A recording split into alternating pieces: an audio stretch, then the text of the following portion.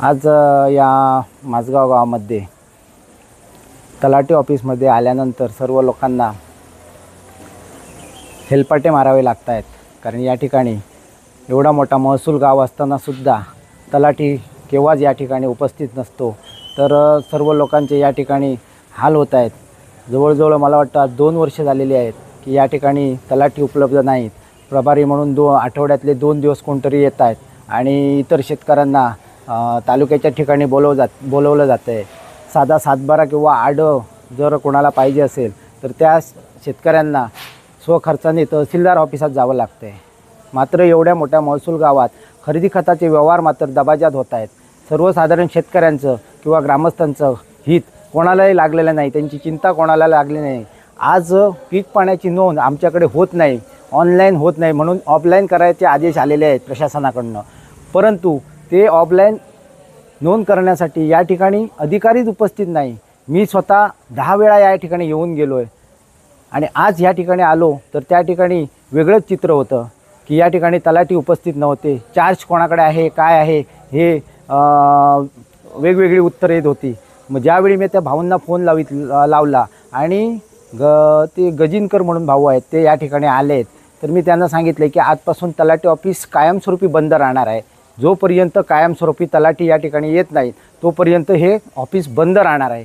तर त्यावेळी त्यांनी मला शांत करून मी आजपासून जबाबदारी घेतली आहे. मी आजपासून हे तलाठी ऑफिस रोज या ठिकाणी लोकांच्या सेवेसाठी उघडं राहणार आहे असा त्यांनी शब्द दिला आहे. त्यांच्या शब्दाला मी मान देऊन आज इथे थांबलो आहे. परंतु कोतवालाचा विषय हा मोठा आहे. या ठिकाणी एवढ्या मोठ्या महसूल गावात आज कोतवाल नाही आहे.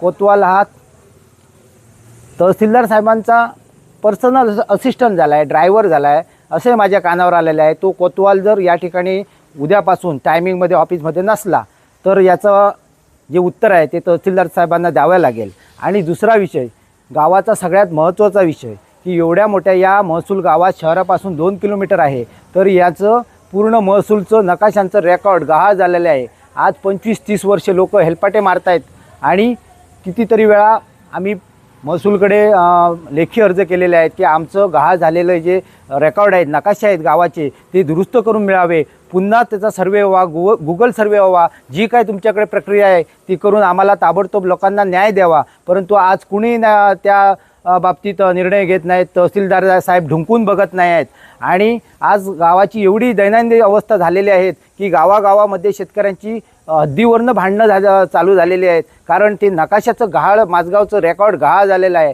हा विषय सर्व लोकप्रतिनिधींना माहिती आहे, सर्व ग्रामस्थांना माहीत आहे. वेळोवेळी त्यांच्याकडे आम्ही लेखी अर्ज करून मागणी केली आहे, परंतु हा जिव्हाळ्याचा प्रश्न आजपर्यंत मिटवलेला नाही आहे प्रशासनाने.